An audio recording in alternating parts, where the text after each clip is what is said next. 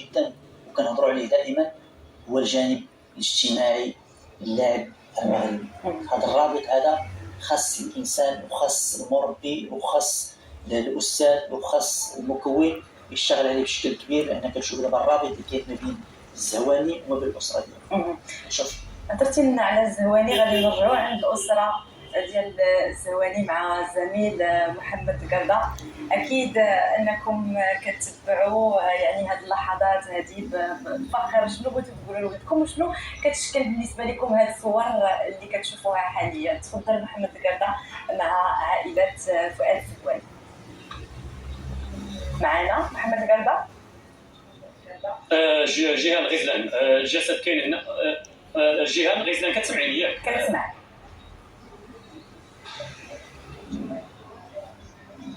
حنا دائما في حي مولاي رشيد في البيت ديال فؤاد الزواني اكيد بانه الصور قبل من اي تعليق غزلان. فرحه كبيره هنا البيت ديال الوالدين الاسره ديال فؤاد الزواني كنتبعوا التفاصيل والاستقبال الشعبي الكبير لهاد الابطال اللي شرفوا الرايه المغربيه. رجع عندك الوالده ونسولك شفتي كيفاش كتبع الشعب كلشي خارج كيستقبل والاحتفال؟ كنشكر الشعب ديالنا اللي فرحوا لينا بوليداتنا، وكنشكر كلشي الناس اللي خدموا مع وليداتنا، وهاد الفرحه اللي فرح المغرب حتى حنا كنفرحوا بهم بزاف. كبروا بينا وفرحوا بولدنا بزاف، بولادنا الله يرضي عليهم والله يعاونهم، والحمد لله على بلادنا. الحمد لله خارجين كلشي خارج الحمد لله. كيجيو كتصور هادو كتشوفوا ما واحد الفرحه ما عرفتش كيفاش نقول لكم على هذا الشعب ديالنا. زوين بزاف شعبنا زوين وفرحوا به وليداتنا والله يعاونهم بزاف. الوالد هاد المغاربه كلشي خارج كيستقبلوا كيفرحوا بوليداتنا والحافله اللي غاديه مكشوفه. وانا شتي يلاه شتي ديك اللقطه اللي خرجت الحافله كيفاش يعني بدات وقفت؟ حسيت واحد الفرحه ما كايناش، وكنشكر هاد الناس كاع اللي جاو من كل المدينه باش يشجعوا الدراري ديال ايباء. كنشكر الاكاديمي الله يبارك سيدنا.